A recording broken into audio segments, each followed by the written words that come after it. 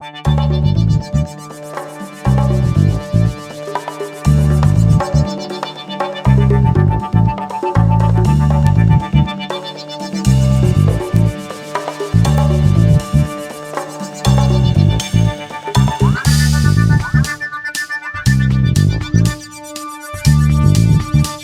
noms de tribus. Les noms des tribus, c'est le nom qui vous lie à une maison. Vous êtes lié à une maison donnée. Parce que parmi les peuples africains, je pense qu'il y a 13 ou 14 maisons. Et si vous arrivez à atteindre, à connaître le nom d'une maison, vous prenez le nom de cette maison. Quand vous allez prendre le nom de cette maison, vous verrez que vous sortez de l'influence. Est-ce que vous voyez? De l'influence familiale. Vous sortez de l'influence même clanique. Vous sortez. C'est pourquoi l'économie clanique était avant et la valeur nominale vient après. Parce qu'ici, si vous sortez, vous pouvez même abandonner votre nom de clan pour aller dans un autre nom. Parce que ça, c'est la valeur économique. Ça veut dire que tout ce que vous allez dégager maintenant là sur le plan économique vous appartient. Tous ces pouvoirs-là vous appartiennent. Ce n'est plus un pouvoir à partager avec ceux avec qui vous êtes nés. C'est avec eux que vous partagez le même nom. Parce qu'il y a des noms qui sont des noms de clans, comme je disais, mais il y a des noms qui transcendent ces dimensions-là. C'est pourquoi vous voyez, je vous donne un exemple. Vous avez connu beaucoup de gens qui, vous l'avez connu avec un nom, ils rentrent dans une maison. Certains utilisent des termes initiatiques. Il rentre dans une maison, quand il en sort, il devient, je prends le nom par exemple de Aour Kemit, par exemple. Il vous dit, il devient Aour Kemit, c'est-à-dire parce qu'il est rentré dans une maison. Ces noms-là le lient avec la maison. Donc il devient l'incarnation de cette force-là. Mais il y a une autre diapason qu'on verra dans la valeur financière, dans la valeur astronautique et dans la valeur technique pour que votre nom-là puisse donner le fruit escompté. Là, c'est encore une autre chose. Parce que vous pouvez bien apprendre le nom si vous le voulez. C'est ceux qui ont pris le nom de Burkina Faso. Avec Sankara, oui, mais avec Blaise Compaoré, le Burkina Faso a perdu la valeur nominale des hommes intègres. Parce que lui-même, Blaise Compaoré, a commencé par violer l'intégrité. Et il y a eu, à un moment donné en Afrique, les diplômes du Burkina Faso n'étaient pas des diplômes rejetés. Lorsque vous sortez un diplômé du Burkina Faso, dans tout le pays d'Afrique, tout le monde fait ça, parce qu'on sait que là-bas, il n'y a pas de corruption. Il n'y a pas de corruption, même mentale, de corruption dans toutes ses formes, dans toutes ses ramifications. Mais à un moment donné, il y a eu des croissances. On a perdu ça. Parce que les gens ont perdu la valeur nominale de ce que le Burkina Faso. Comme les gens ont perdu la valeur nominale de ce que le Mali. Comme les gens ont perdu la valeur nominale de ce que le Kenya. Comme les gens ont perdu la valeur nominale de ce qu'est Kemet. Comme les gens ont perdu la valeur... C'est-à-dire, c'est ce que vous voyez. Vous pouvez prendre le nom, ressusciter tous ces noms-là. Du moment où vous ne respectez pas la valeur astronautique, ça poserait un problème. Parce que le nom rentre exclusivement dans la diapason économique des choses. Le pouvoir économique. Les réseaux aquatiques. Votre être incorruptible là, qui est resté dans les réseaux aquatiques. Votre être de la 4e dimension, qui vous permet de définir la durée d'un projet. La durée d'un pouvoir, la durée d'un régime. Vous voyez, quand vous avez toutes ces perspectives-là, vous pouvez mieux vous engager dans un projet économique. Parce que vous savez d'ailleurs que sur ces terres-là, il reste 5 ans, ces terres-là ne produiront plus rien. Ici, il y aura un tremblement de terre. Ce n'est pas de la magie. Ce n'est pas de la magie parce que le pouvoir, vous l'avez de manière naturelle. Le pouvoir économique de l'économie nominale, nous l'avions de manière naturelle. Donc ce n'est pas de la magie quand vous rentrez dans ce phénomène des choses. Vous rentrez simplement dans votre génie d'Adam. Hein? J'utilise ces termes-là parce que c'est les termes de jargon. C'est français, je pense que l'entreprise elle est française. Donc il faut continuer ce travail. C'est un travail où il faut que tout le monde le fasse. Il faut essayer de pouvoir répertorier toutes ces entreprises qui ont été créées, si ce ne sont pas des fils et des filles d'Afrique qui ont créé derrière ça. Et il y avait aussi la possibilité de pouvoir répertorier les entreprises coloniales, les entreprises qui étaient autrefois là-bas, qui ont participé à la colonisation, en partant d'une possibilité d'abord biologique, c'est-à-dire à partir de vos familles, s'il y a eu des ancêtres qui ont été victimes d'X ou Y entreprises coloniales, après, en sortant de nos familles, regardant sur l'échiquier national et puis territorial de la mère patrie africaine, pour voir la possibilité, comment on peut engager un combat sur ces terrains-là, pour commencer à récupérer. Ça, je pense, c'est la lutte la plus noble. Récupérer notre argent, comme ils ont fait de l'argent derrière, il faut leur faire comprendre qu'on a aujourd'hui la possibilité et nous sommes en mesure de récupérer cet argent. Donc l'autre fois, il y a un exemple nous a été cité, c'est de Maasai. J'ai revu l'article, comment est-ce qu'ils sont entrés en combat juridique avec certaines firmes par rapport à ça. Et ils ont gagné. Ils ont gagné. Il y a pas mal aujourd'hui de peuples qui aussi tentent d'aller dans ce sens. Mais ce qu'on fera, ça sera aussi une forme de jurisprudence pour qu'ils ne puissent pas répéter. Avec ce qu'ils appellent aujourd'hui le multinational, la globalisation, ils font quasiment la même chose. Quasiment la même chose parce qu'il faut observer au Ghana comment est-ce que les populations ont été déplacées, les populations ont été chassées parce qu'il a fallu pour eux prendre, récupérer ces terres et notamment c'était le FMI et la Banque mondiale qui, comme dans leurs habitudes, ont mis de perspectives économiques qui n'ont rien à voir. Qui n'ont rien à voir avec le bonheur de notre peuple. En ce jour, nous parlerons aujourd'hui de l'économie linguistique. L'économie linguistique, par sa définition, aujourd'hui, c'est une discipline. Une discipline. Nous sortons du principe de processus. C'est plutôt une discipline qui consiste à épargner volontairement dans les langages. C'est une discipline qui consiste à épargner volontairement dans les langages. Je donne déjà une précision. Ce n'est pas une discipline qui est perspective. C'est une discipline qui est descriptive. Nous allons par contre décrire et non faire des perspectives d'économie linguistique, comme parfois dans l'habituel, beaucoup ont l'habitude de les faire, mais qui sont des perspectives en réalité qui ne donnent rien, des perspectives qui ne sont fondées sur rien du tout. Aucun fondement économique est capable de pouvoir même permettre à cette économie d'avancer. Donc nous allons faire plus la description qui nous conduit au deuxième point de langue.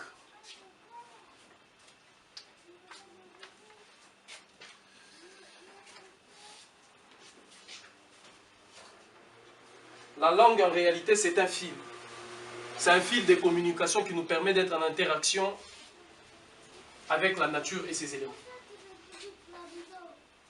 C'est un fil qui nous permet d'être en interaction avec la nature et ses éléments, les éléments de la nature.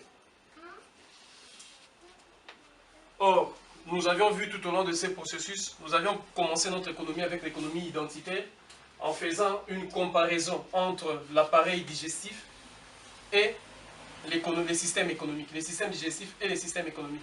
Par là, c'était une volonté de pouvoir faire comprendre à tout le monde le fondement, le socle fondamental d'une économie, elle est d'abord naturelle. Le principe économique devrait rester d'abord en conformité avec la nature. L'autre fois, on disait, beaucoup de gens ne comprennent pas pourquoi certains et la plupart des Africains ont toujours été opposés au système économique occidental, que ce soit ici, que ce soit là-bas. Ce n'est pas simplement parce qu'il y a des contentieux négriers ou coloniaux, mais c'est parce que d'abord, cette notion de l'économie est incompatible avec le cycle de la nature. Elle est incompatible avec le cycle de la création. Les langages économiques, parmi les langages, s'il faut parler de langue, comme je disais, c'est un fil qui nous permet d'être en interaction avec la nature et la création. Or, nous allons essayer de voir en partant de ça, en partant de cette définition, comment est-ce que toutes les nations de la Terre, ayant compris, parce qu'ils ont compris, ils connaissent, ils ont les éléments qu'il faut, mais par contre, ils ne pratiquent pas la plupart. C'est-à-dire qu'ayant compris cela, comment est-ce qu'ils ont su utiliser la langue comme un élément, comme un fil qui pouvait rassembler et nous mettre en interaction avec la création. C'est là le troisième point où on parlera du langage économique. Le langage économique, lorsqu'on voit par exemple, je commence avec les États-Unis d'Amérique. Nous allons commencer avec les États-Unis d'Amérique parce que les États-Unis d'Amérique, jusqu'à preuve du contraire, semblent être la première puissance économique du monde, ou d'où l'on le présente comme la première puissance économique du monde. Le langage économique des États-Unis d'Amérique, il faut le comprendre par l'emblème des États-Unis d'Amérique. Ces emblèmes-là que vous voyez dans tout le pays de la Terre sont, en réalité, c'est un langage économique. C'est à partir de là qu'on peut comprendre l'économie d'un pays, le processus ou le système économique d'un pays. Et c'est en partant de ça, en cette compréhension, qu'on peut facilement détruire le système économique d'un pays. En partant de la compréhension véritable de son système ou de ce qu'est son langage économique. Les États-Unis d'Amérique a comme emblème le pigargue blanche, ce qu'on appelle, parfois certains disent l'aigle, mais en réalité c'est le pigargue à tête blanche. C'est le symbole économique des États-Unis d'Amérique. Or, l'animal en question tient du côté droit la végétation, tient du côté gauche des flèches. Ce qui nous renvoie à deux éléments végétal et minéral. Lui, c'est un animal, mais il tient le végétal et le minéral. L'aigle a comme vocation numéro 1 de ne jamais dormir. C'est une créature qui ne dort pas. Même si quand les gens disent que l'aigle dort, mais il a toujours l'œil qui est, voilà, qui voit. Et comme on le disait autrefois, avec un regard très perçant, qui peut aller plus loin, qui peut percer, aller très loin. Il a ces regards-là. Or, si l'on regarde ces langages-là, parce qu'ils ont mis l'aigle comme langage économique des États-Unis d'Amérique. C'est-à-dire que ça, à ce niveau-là, comme on arrive à la 4e session, il faudrait vraiment qu'il y ait tout un chacun qui travaille. Il faudrait qu'il y ait tout un chacun qui fasse un effort de pouvoir comprendre par soi-même. Et par un travail qui nous permettra de rebondir pour la session prochaine, pour les sessions qu'on va commencer prochainement. Donc, il faudrait aller comprendre comment l'aigle se nourrit. L'aigle, de manière générale, je vais donner basiquement, de manière générale, négrier. Donc, il nous faudrait tous ensemble réfléchir et décoder quels sont les enchaînements qui ne sont plus d'ordre physique. Comment est-ce qu'économiquement on nous a enchaînés? Il faut décortiquer ces chaînes-là. Il faut décortiquer la possibilité de comprendre comment est-ce qu'on nous a enchaînés sans ces modèles physiques qui consistaient à nous enchaîner physiquement.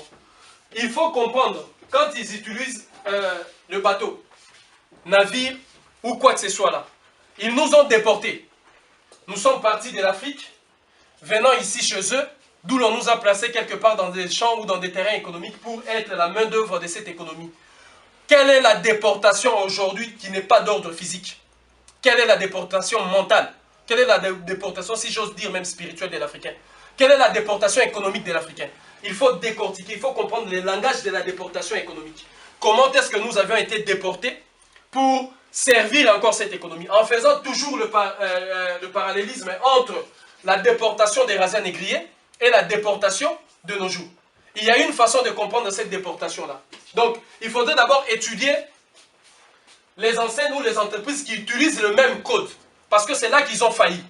Ils sont en train d'utiliser les mêmes codes. Et les banques qui utilisent les mêmes codes, vous verrez même dans le taux qu'utilisent ces banques-là, vous allez voir les mêmes pratiques. Quand vous aurez ces taux-là, comparez ça avec les histoires lorsque les Africains ou les nègres ont commencé à se libérer, à mettre en place un processus économique pour avancer, à pouvoir créer des entreprises eux-mêmes. Il y avait des taux qui étaient fixés. À l'époque, il y avait des modalités qui étaient fixées pour exercer, des lois auxquelles il fallait obéir.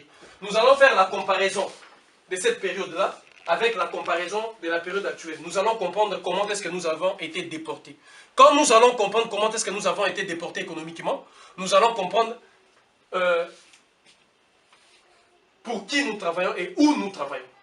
Parce qu'autrefois, c'était dans des champs. C'était dans le champ, il fallait faire la canne à sucre et autres. Et aujourd'hui, on va comprendre exactement là où on nous a placés. Mais en suivant justement les indicateurs qui sont ces enseignes-là. Chêne, sabre, comment on dit, bateau, ou voilà, tout le nom que vous pouvez accoler à ces genres de trucs, bateau, pirogue, je ne sais pas quoi. Quand vous voyez simplement ces enseignes-là, on commence avec eux, sans sortir. On commence d'abord avec eux. Avant de sortir, d'aller chercher d'autres choses, on commence avec ça. Parce que c'est un langage qu'il faut décoder. C'est un langage qu'il faut toujours comprendre. Et en parlant de ce qu'a été les emblèmes, quand on parle des emblèmes par rapport à l'aigle américain. Par rapport à l'aigle américain, si on regarde mieux, si on regarde bien cet aigle-là, il a l'habitude, peut-être de composer, de nous dire qu'est-ce que c'est que l'homme. Parce qu'on voit la substance minérale, végétale et animale qui nous compose, qui est l'emblème en fait des États-Unis d'Amérique. Mais est-ce que cet homme-là, l'homme que les États-Unis d'Amérique a placé sur son emblème, notre économie repose sur l'homme. Notre économie repose sur l'homme. C'est bien beau de dire ça, parce que tous les discours diront ça. Notre économie repose sur l'homme. Mais est-ce que cet homme-là est asservi? Ou c'est un homme qui est protégé par rapport à cette économie? Est-ce que l'animal en question, parce que là je sors de l'homme, on décortique les substances. Est-ce que l'animal en question, l'animal est protégé ou l'animal est exterminé? Est-ce que les minéraux en question, est-ce que les minéraux sont protégés ou les minéraux sont exterminés ou exploités jusqu'à même à les vider? La végétation, est-ce que dans l'économie actuelle, la végétation est-elle protégée ou la végétation est détruite? Ces trois éléments suffisent pour qu'on analyse le monde, parce que la puissance économique numéro 1, c'est les États-Unis d'Amérique. J'ai dit bien ces trois éléments suffisent, parce que l'homme, en nous, nous avions fait le parallélisme entre les systèmes digestifs et les systèmes économiques. Je reste toujours sur l'acheminement de ce qu'on avait commencé. Lorsqu'on parle de l'homme, on a ces substances-là, minérales, animales végétale. Mais l'économie actuelle, l'économie américaine, bien entendu, c'est pas sur l'homme. Mais l'homme est-il protégé ou pas? Deuxièmement, est-ce que l'animal, autrefois, je dis bien autrefois, je reste en Amérique. Autrefois, les Indiens, lorsqu'ils appelaient l'aigle ou le pigard ou la tête blanche, ils prenaient juste des plumes. Je dis bien autrefois. Oui. Récupération de la richesse des entreprises coloniales. Nous devons mettre en place une stratégie. Nos pères des indépendances, eux, ont réussi à récupérer. Ils ont ravi les beefsteaks à la Belgique. Ils ont ravi les beefsteaks à la France. Ils ont ravi les beefsteaks à la Grande-Bretagne. Vous savez que le Ghana s'appelait la Côte de l'Or. Le Ghana est devenu le Ghana. En partant de la Côte de l'Or jusqu'au Ghana. Parce que Kwame Nkrumah avait compris la richesse véritable de ça, de ces terres. C'est lorsqu'on bascule vers le Ghana. Et il fait la Côte de l'Or, c'était autre chose. Pourquoi? Parce qu'en donnant la Côte de l'Or, vous voyez bien que c'est de l'économie nominale. C'est le nom qui a permis aux Occidentaux d'aller, on a besoin de l'or, il faut aller là. Ils venaient là uniquement pour de l'or. La personne humaine peut être considérée comme de l'or. Parce que par la Côte de l'Or, par le Ghana, sortaient des milliers d'esclaves.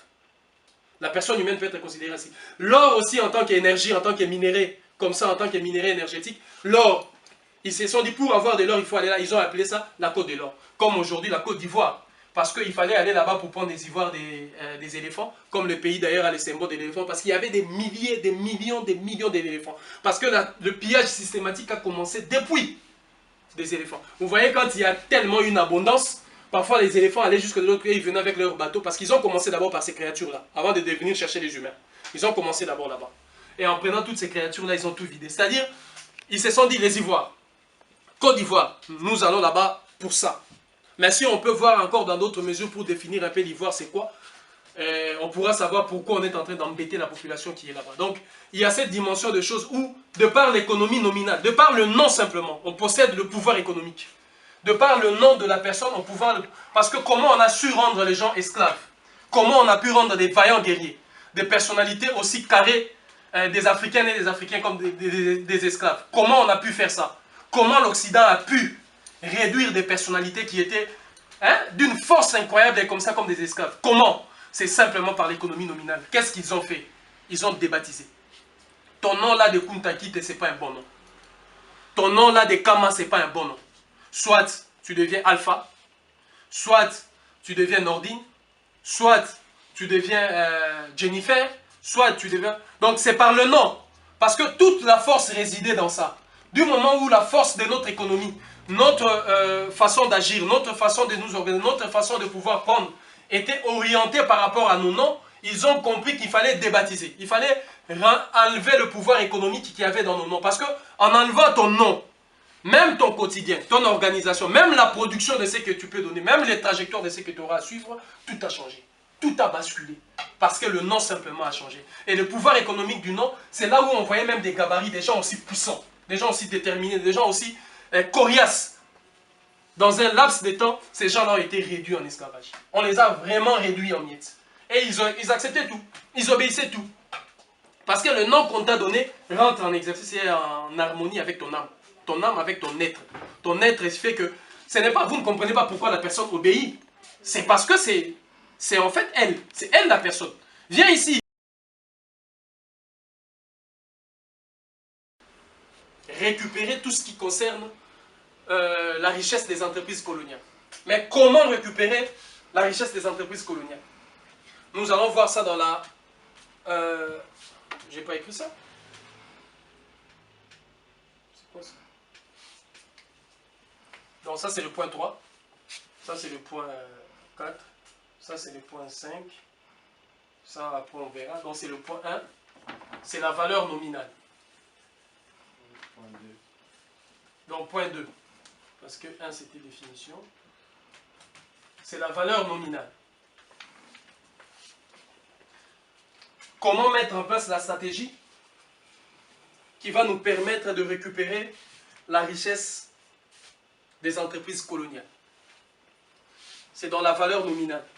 Lorsqu'on parle de la valeur nominale en économie est, est définie comme une valeur supposée et non réelle. La valeur supposée, c'est une valeur qu'on donne, hein. On suppose que ça vaut ça, mais la valeur réelle, c'est ce qu'elle vaut réellement. C'est-à-dire que, prenez ça maintenant dans une dimension où je donnerai ici la valeur nominale de ce qu'est de nos noms. Et cette valeur ne deviendra réelle qu'au moment où vous la pratiquez, qu'au moment où vous mettez ces choses-là en pratique. Parce que moi, je vous donne, c'est une supposition. Prenez ça à cette dimension. C'est une façon très prudente pour moi de donner cet enseignement. Je vous donne ça par supposition, bien que je peux savoir que c'est l'efficacité de la chose, mais ce n'est pas moi de la mesurer, c'est aux autres de la mesurer. Parce que moi aussi, quand j'avais la valeur nominale de ce qui était mon nom, j'ai su passer de la valeur nominale à une valeur réelle, c'est-à-dire la valeur marchande de mon nom. En matière d'économie, la valeur réelle devient la valeur marchande, c'est qu'elle vaut réellement. Et en matière de monnaie, lorsqu'on parle de la valeur nominale, c'est la valeur qu'on met au moment de l'émission de la monnaie. Lorsque vous êtes en train de mettre une monnaie, vous dites que ça, la valeur de cette monnaie, c'est ça. Mais est-ce qu'elle vaut réellement ça? Ça, c'est la valeur marchande de votre monnaie. La valeur marchande de la monnaie diffère toujours de la valeur... la valeur marchande de la monnaie diffère toujours de la valeur nominale. Donc, voilà, nous commençons par la valeur nominale pour mettre en place cette stratégie qui nous permettra de récupérer la richesse des entreprises coloniales.